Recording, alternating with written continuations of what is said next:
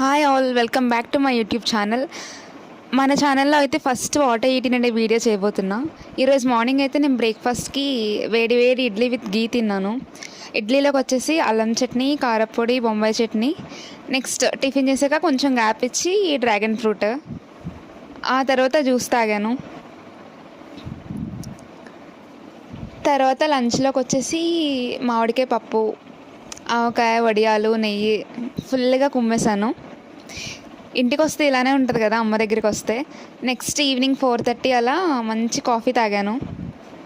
తర్వాత ఈవినింగ్ వేడి వేడి బజ్జీ తిన్నాను. ఇంట్లో కొన్ని స్వీట్స్ ఉంటే అవి తిన్నాం.